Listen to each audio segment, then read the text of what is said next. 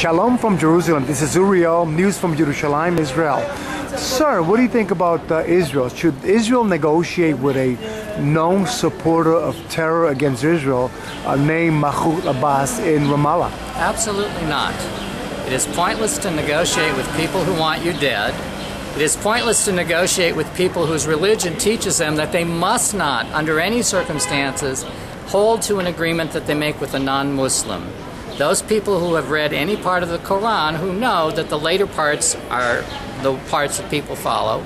And when you know that people have been teaching their children since the dawn of Islam to hate the infidel, and people who say, first we're going to take care of the Saturday people and then the Sunday people, to try to negotiate with these people is absolute insanity. It's not going to get you anywhere. It's a complete waste of time.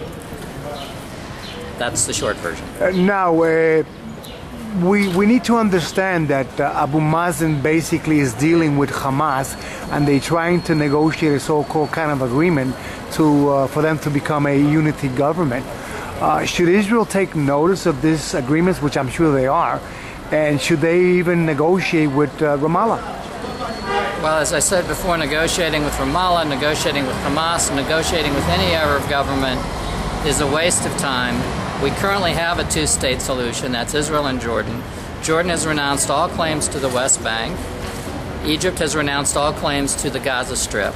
And when people complain about the conditions in the Gaza Strip, they might take into consideration that the border with Egypt, which is significantly larger and is controlled by a Muslim country, by the way, refuses easy ingress and egress or access to the people in the Gaza Strip.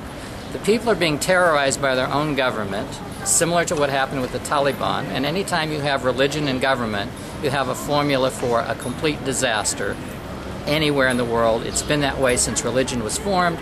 The world, frankly, would be a better place free from religion, and the sooner it's off the face of the earth, the happier I will be. So you say that Islam basically is not a friend to any Jew? Islam is not a friend to anyone who's not Islamic. If you look at what the Egyptians are doing in slaughtering the Coptic Christians, if you look at 5 years ago, the population of Bethlehem was 95% Christian. Today, it's 5% Christian. When you look at the absolute antipathy that Islam has to any other faith, when you look at what they do in countries that they move in, this started in 700, this is nothing new. We need to realize that we're dealing with people who do not want compromise, who do not think about this world, who want everybody who's not a Muslim either dead or under their control. Those who don't see it are doomed to live under Sharia law if Europe doesn't wake up pretty soon. Now, Syria has been basically going through civil war. 80,000 Arabs have been killed. We know that many terror factions are basically fighting against the Assad regime. What do you think is going to be the outcome of Syria? Syria is going to devolve into chaos and anarchy. And people are going to continue to kill each other. The only difference is who's the player, who has the weapons. I have no support for Bashir Assad. He's a butcher and a killer, and he needs to go. However, sometimes you be careful what you wish for, because I think that the situation in Syria will deteriorate because there's going to be internecine fighting in a country where there is no real unity, where the people hate each other, frankly, more than they hate us. That doesn't mean I think Assad should stay. I think he should have gone 2 years ago. I think the world should have taken the guy out 2 years ago. But there's no oil in Syria, so nobody cares. This is Uriel, news from Jerusalem, Israel. Shalom.